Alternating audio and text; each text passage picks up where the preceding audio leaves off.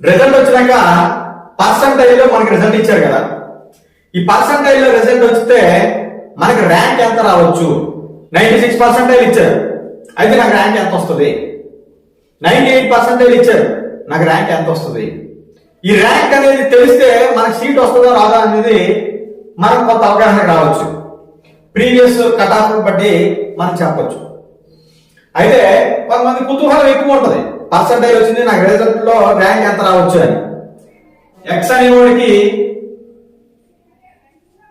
99.96969699 ఇంత పర్సంటైల్ వచ్చింది. అయితే ఇతనికి ఎంత ర్యాంక్ రావచ్చు?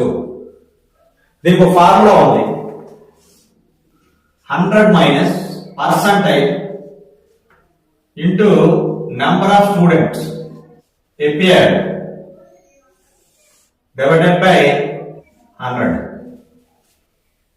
దీని ఫార్ములా ఏంటంటే, నీకు పర్సంటైల్ అనేది మనకు తెలిసినట్లయితే 100 minus percentile into number of students appeared for the examination divided by 100.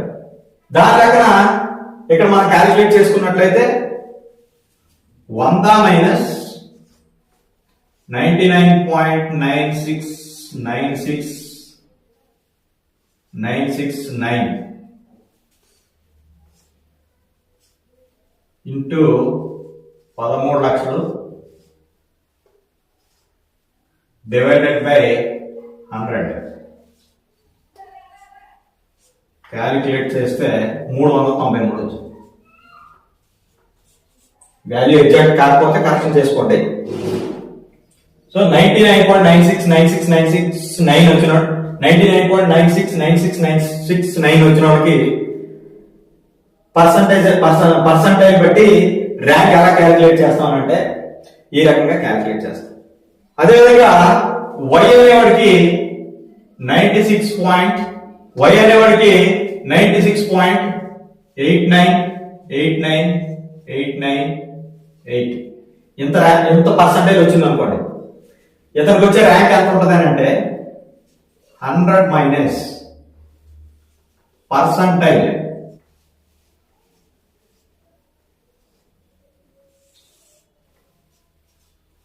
Divided by 100. ఇది కేవలం క్యాలిక్యులేట్ చేస్తే 40,313 ఇతనికి వచ్చే ర్యాంక్ ఇది. సో పర్సంటేజ్ మనకు తెలిసినప్పుడు ర్యాంక్ ని ఈ విధంగా క్యాలిక్యులేట్ చేస్తాం. ఈ వీడియో నచ్చినట్లయితే సబ్స్క్రైబ్ చేయండి, షేర్ చేయండి, లైక్ చేయండి, కామెంట్ చేయండి. మరిన్ని వీడియోస్ కోసం